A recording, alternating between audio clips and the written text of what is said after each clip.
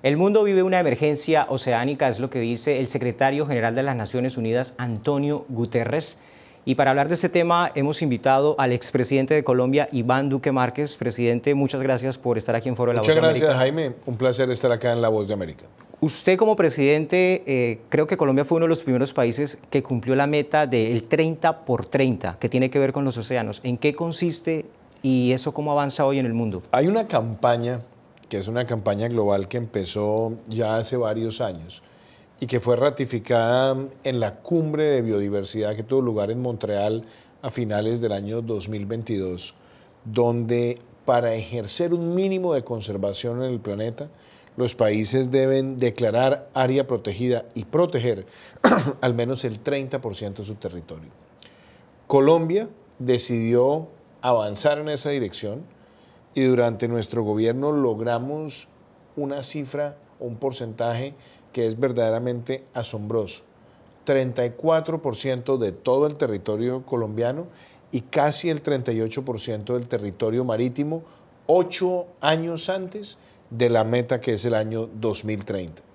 Eso que nos permitió a nosotros declarar, definir, trabajar con la ciencia y apropiar los recursos para hacer una efectiva protección de ese territorio.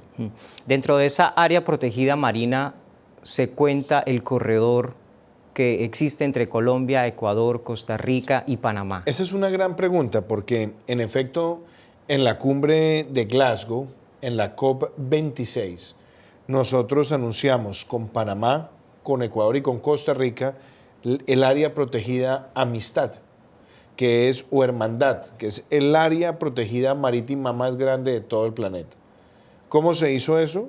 Por un lado, con la ampliación del área protegida de Galápagos, después con la ampliación del área protegida de Malpelo y Yurupari en Colombia, después hicimos el trabajo en Panamá, que lo hicimos con Cocos, y también el trabajo que se hizo en Costa Rica. Entonces, unir todas estas áreas nos permitió a nosotros mostrarle al mundo que cuando hay voluntad política y compromiso se puede ampliar un territorio que no solamente es rico en especies, sino que además tiene en una muy buena proporción arrecifes coralinos, y los arrecifes coralinos son el hogar de cerca del 45% de las especies marinas que hay en el planeta. ¿Qué tan rápido se está moviendo el resto de países para proteger sus áreas marinas? Hay muchos países que están dando los pasos indicados, pero quizás me gustaría, Jaime, ilustrar algo. Esto no es solamente declarar. Declarar es una parte, proteger es la otra. Pero para que nos hagamos una idea, en el mundo, todos los años, se están destruyendo arrecifes coralinos a una velocidad que es verdaderamente alarmante. ¿Y qué pasa cuando se destruye un arrecife coralino?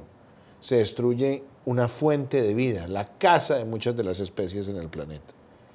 Todos los años, por cuenta de los efectos de la pesca de arrastre sobre los arrecifes coralinos, se está liberando una cantidad de dióxido de carbono que es solamente comparable con las emisiones de la industria aeronáutica año por año.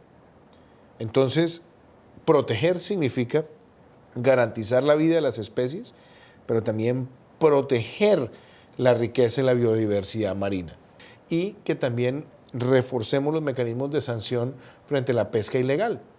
Porque hay pesca industrial ilegal en muchos países de América Latina que se empiezan a tirar redes desde aguas internacionales y se empiezan a destruir las especies. ¿Eso qué implica? Que nosotros tengamos que en los códigos penales poner tipos penales sancionatorios, inclusive intramurales, para ese tipo de prácticas que ponen en riesgo nuestro patrimonio y nuestra biodiversidad natural.